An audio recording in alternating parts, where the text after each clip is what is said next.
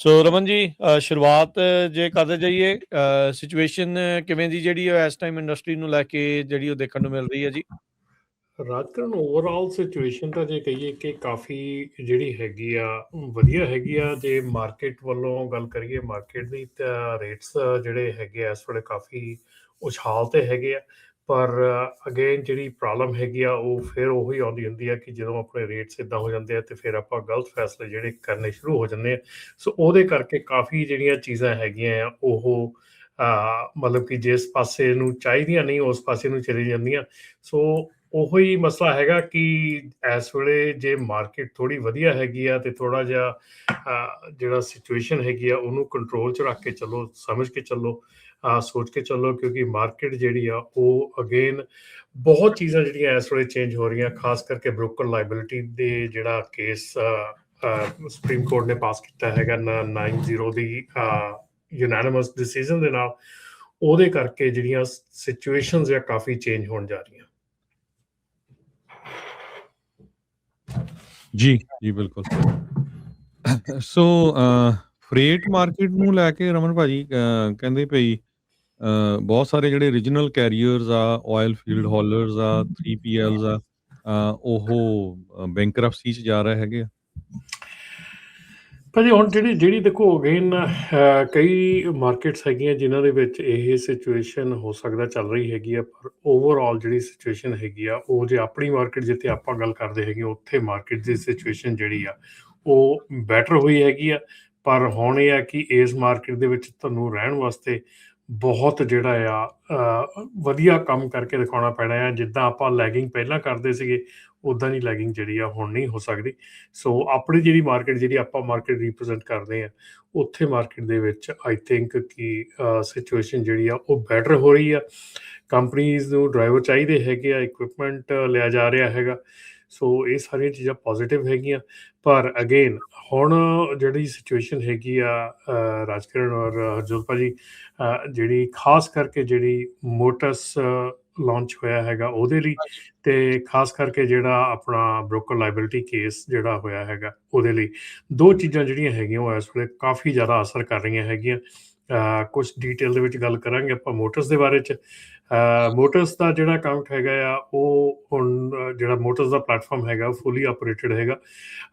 Derrick wards ਵੱਲੋਂ ਜਿਹੜੇ FMCSA ਦੇ ਐਡਮਿਨਿਸਟ੍ਰੇਟਰ ਹੈਗੇ ਉਹਨਾਂ ਵੱਲੋਂ ਜਿਹੜਾ ਦੱਸਿਆ ਗਿਆ ਕਿ ਇਹਦੇ ਵਿੱਚ ਜਿੰਨੇ ਕੁ ਲੋਕਾਂ ਨੇ ਅਜੇ ਤੱਕ ਇਹਦੇ ਵਿੱਚ ਜਿਹੜਾ ਆ ਲੌਗਇਨਸ ਕੀਤੇ ਹੈਗੇ ਆ, ਸਾਰਾ ਕੁਛ ਕੀਤਾ ਹੈਗਾ, ਗੁੱਡ ਚੱਲ ਰਿਹਾ ਹੈਗਾ। ਆਬਵੀਅਸਲੀ ਐਡਾ ਵੱਡਾ ਡਾਟਾ ਟਰਾਂਸਫਰ, ਐਡਾ ਵੱਡਾ ਜਿਹੜਾ ਆ ਸਿਸਟਮ ਚੇਂਜ ਕਰਨਾ, ਅਪਡੇਟ ਕਰਨਾ, ਉਹਦੇ ਵਿੱਚ ਮਾਈਨਰ ਜਿਹੜੀਆਂ ਚੀਜ਼ਾਂ ਉਹ ਤਾਂ ਹੁੰਦੀਆਂ ਹੀ ਆ। ਸੋ ਪਰ ਜਿਹੜੇ ਮੇਰੇ ਲਿੰਕਸ ਹੈਗੇ ਉਹਨਾਂ ਦੇ ਵੱਲੋਂ ਜਦੋਂ ਉਹਨਾਂ ਨਾਲ ਗੱਲਬਾਤ ਕੀਤੀ ਗਈ, ਖਾਸ ਕਰਕੇ ਪਰਮਿਟਸ ਵਾਲੇ ਜਿਹੜੇ ਆ ਉਹਨਾਂ ਨਾਲ ਗੱਲਬਾਤ ਕੀਤੀ ਗਈ, ਤੇ ਕਾਫੀ ਜਿਹੜੇ ਹਿਕਅਪਸ ਜਿਹੜੇ ਆ ਰਹੇ ਹੈਗੇ ਆ। DOT ਨੰਬਰ ਜਿਹੜੇ ਆ ਉਹ ਅਟੈਚ ਨਹੀਂ ਹੋ ਰਹੇ, ਜਾਂ ਦੂਸਰੀ ਸਾਈਡ ਤੋਂ ਜਿਹੜੀ ਪ੍ਰੀਵੀਅਸ ਸਾਈਟ ਸੀ ਉਹ ਅਟੈਚ ਨਹੀਂ ਹੋ ਰਹੀ। ਪਰ ਇੱਕ ਚੀਜ਼ ਜ਼ਰੂਰ ਸੁਣਨ ਨੂੰ ਮਿਲੀ ਆ ਰਾਜਕਰਨ ਕਿ ਜਿਹੜੇ ਵੀ ਕੋਈ ਵੀ ਮੋਟਰਸ ਦਾ ਲੌਗਇਨ ਵਗੈਰਾ ਜਿਹੜਾ ਆ ਉਹ ਆਊਟ ਆਫ ਕੰਟਰੀ ਤੋਂ ਹੋ ਰਿਹਾ ਹੈਗਾ, ਉਹਨਾਂ ਨੂੰ ਨੋਟੀਫਿਕੇਸ਼ਨਸ ਆ ਰਹੇ ਹੈਗੇ ਆ ਕਿ ਆਊਟ ਆਫ ਕੰਟਰੀ ਜਿਹੜਾ ਲੌਗਇਨ ਆ ਕਿਉਂ ਹੋ ਰਿਹਾ ਹੈਗਾ, ਉਹਦਾ ਰੀਜ਼ਨ ਜਿਹੜਾ ਦਿਓ। ਅੱਛਾ ਰਮਨ ਜੀ, ਇੱਕ ਚੀਜ਼ ਜਿਹੜੀ ਦੱਸਿਓ, ਜਿੰਨੇ ਵੀ ਟਰੱਕਰਸ ਦੇ ਨਾਲ ਗੱਲ ਕਰਦੇ ਉਹ ਕਹਿੰਦੇ ਹਾਲਾਤ ਮਾੜੇ ਆ, ਤੁਸੀਂ ਕਹਿੰਦੇ ਵੀ ਮਾਰਕੀਟ ਬੜੀ ਵਧੀਆ ਆ। ਇਹ ਡਿਸਕਨੈਕਟ ਆ ਜਾਂ ਕੀ ਆ, ਕਿ ਨਜ਼ਰੀਆ ਆ, ਕੀ ਇੱਥੇ ਫਰਕ ਕੀ ਹੈਗਾ ਇਸ ਚੀਜ਼ ਦੇ ਵਿੱਚ?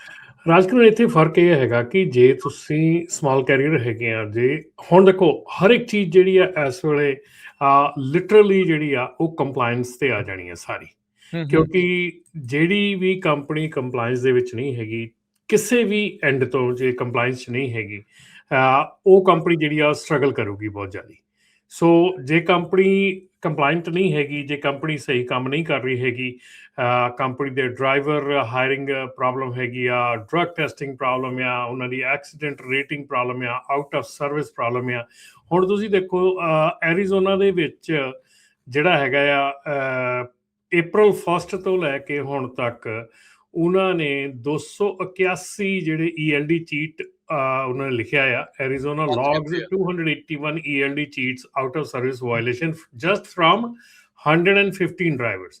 115 ਡਰਾਈਵਰ 'ਚੋਂ 281 ਉਹਨਾਂ ਨੇ ਆਊਟ ਆਫ ਸਰਵਿਸ ELD ਚੀਜ਼। ਹੁਣ ਇੱਥੇ ELD ਮੈਨੀਪੂਲੇਸ਼ਨ ਦੀ ਜਿਹੜੀ ਗੱਲ ਆ ਜਾਂਦੀ ਹੈ ਨਾ, ਜਦੋਂ ਇਹ ਚੀਜ਼ਾਂ ਆ ਜਾਂਦੀਆਂ ਉਦੋਂ ਜਿਹੜਾ ਸਿਸਟਮ ਹੈਗਾ ਉਹ ਤੁਹਾਨੂੰ ਆਊਟ ਆਫ ਸਰਵਿਸ ਦਾ ਮਤਲਬ ਹੈਗਾ ਕਿ ਤੁਹਾਨੂੰ ਬ੍ਰੋਕਰ ਨੇ ਕੰਮ ਨਹੀਂ ਦੇਣਾ ਹੈਗਾ।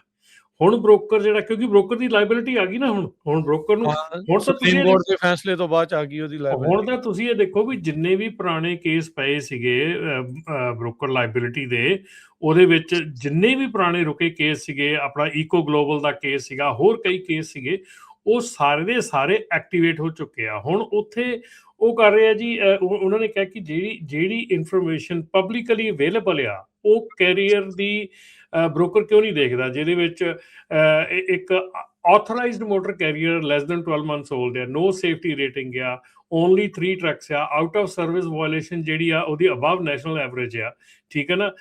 ਅੱਛਾ, ਫਿਰ ਉਸ ਤੋਂ ਬਾਅਦ ਜਿਹੜੀ ਫਰਦਰ ਇਨਕੁਆਇਰੀ ਹੋਈ ਆ ਖਾਸ ਕਰਕੇ ਈਕੋ ਗਲੋਬਲ ਲੌਜਿਸਟਿਕ ਦੀ, ਉਹਦੇ ਵਿੱਚ ਉਹਨਾਂ ਨੇ ਦੱਸਿਆ ਕਿ ਜਿਹੜੀ ਕੰਪਨੀ ਉਹਨਾਂ ਨੇ ਹਾਇਰ ਕੀਤੀ ਸੀਗੀ ਉਹਦੀ no driver training program as required by FMCSA, no policy, procedures or program in place for safety, quality control, vehicle maintenance or other requirements required by FMCSA.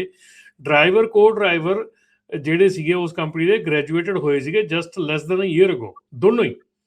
ਸੋ ਉਹ ਚੀਜ਼ਾਂ ਜਿਹੜੀਆਂ ਹੈਗੀਆਂ, ਜੇ ਹੁਣ ਜੇ ਕੋਈ ਕੰਪਨੀ ਇਹਨਾਂ ਚੀਜ਼ਾਂ ਨਾਲ ਰਨ ਕਰ ਰਹੀ ਹੈ ਤੇ ਆਬਵੀਅਸਲੀ ਉਹਨਾਂ ਦੇ ਲਈ ਟਫ ਟਾਈਮ ਹੈਗਾ ਆ। They are not going to be, ਇਹ ਏਡਾ ਈਜ਼ੀ ਨਹੀਂ ਰਹਿ ਜਾਣਾ ਹੁਣ ਜਿੱਦਾਂ ਅੱਗੇ ਹੁੰਦਾ ਸੀ ਰਾਜਗੜ੍ਹ। ਵੀ ਜਿੱਦਾਂ ਅੱਗੇ ਵਗਦੀ ਗੰਗਾ 'ਚ ਹੱਥ ਧੋ ਹੋ ਰਹੇ ਸੀ, ਉਹ ਗੱਲ ਨਹੀਂ ਬਣਨੀ। ਹੁਣ ਕੰਪਲਾਇੰਸ ਦਾ ਜਿਹੜਾ ਉਹ ਬਿਲਕੁਲ ਹਰ ਇੱਕ ਪਾਸੇ ਜਿਹੜਾ ਮੇਨ ਜ਼ੋਰ ਜਿਹੜਾ ਉਹ ਚੱਲਣਾ ਆ।